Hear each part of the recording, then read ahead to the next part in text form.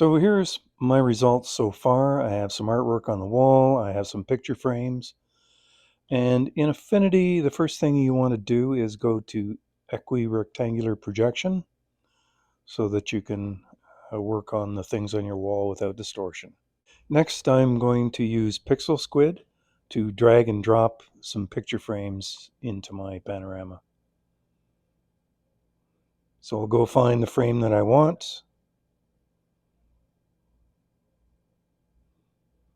Perhaps this gold one. I just went past this one here.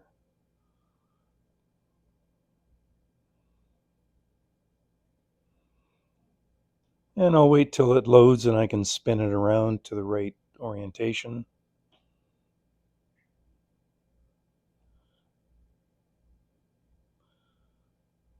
And then I'll just drag and drop it onto my image.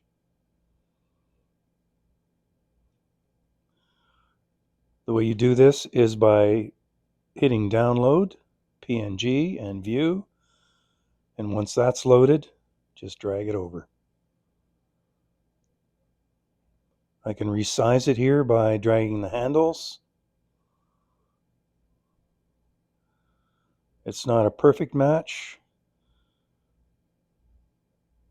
so I'm going to have to go to the perspective filter. It's under distortions in Affinity. And I can drag the corners to more closely match what's on the wall. And obviously the picture and the center of the picture cover up my image on the wall.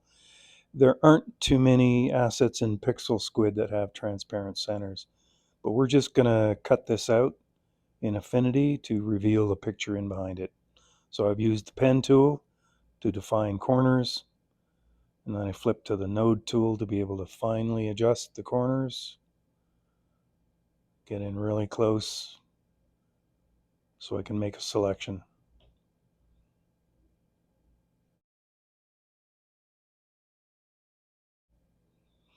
And I have to flip back to the pen tool to be able to make a selection. And up on the top, slide it over and pick selection. And then you'll go and simply cut this out, revealing the picture beneath. Then deselect.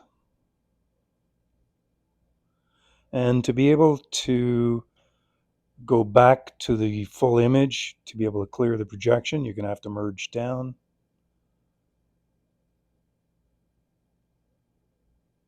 And then go back and clear the projection to get back to the original full view. And you'll notice in the full view that the picture frame is slightly curved. This is what to expect when you're looking at this type of projection, and this is what you want actually. If you don't want to use PixelSquid, you can use your own photographs. Here's a little picture I saw in a coffee shop. I'm going to use the pen tool and the node tool to mark the corners of the picture.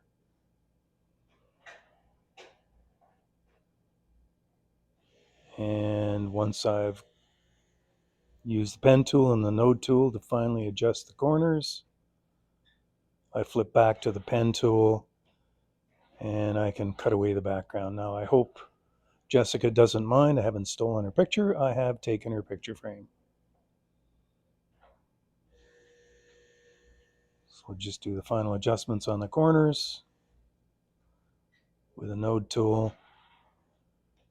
And then it's going to be back to the pen tool to be able to make a selection, invert the selection, and cut out the background.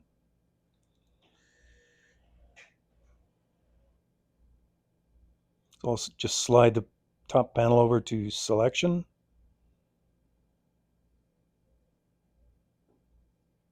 Then invert the selection and delete the background. Okay. And I'm going to want to cut out the center of the frame using a similar technique.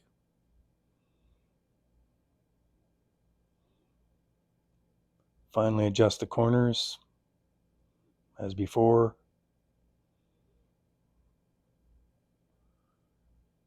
And with pen tool active, go back, make a selection, and then cut that out of the picture frame. So the next thing I'm going to do is crop this image so I don't have extra padding on the sides.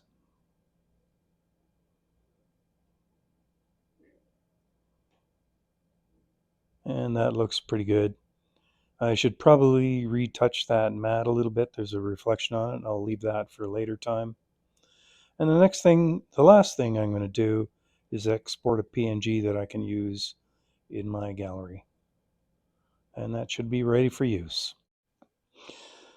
Next, I'm going to go and add my picture frame that I made myself. So I'm going to switch to an equirectangular projection, and I'm going to replace the frame that's over top of that fire orb image. This is just a demonstration. I'm probably going to keep the frame that I have there already. So I'll place from photos, select my crow image, and drag it onto the panorama and flip it around just by dragging the handles. Roughly place it in position.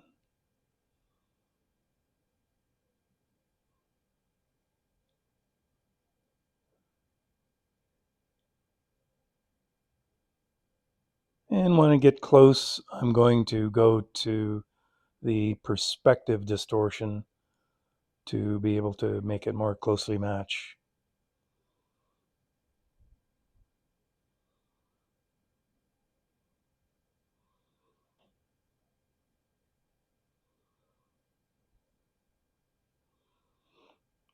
Yeah, this isn't going to be perfect. In fact, I think I prefer the previous frame, and ultimately that's the one I'll probably keep. This is just a demonstration of how you'd place your own picture frame instead of using PixelSquid. Thanks for watching. My name is Clay Moorhead, 360 Niagara, and in my next video I'll demonstrate how to add people to your scene using PixelSquid and Affinity Photo.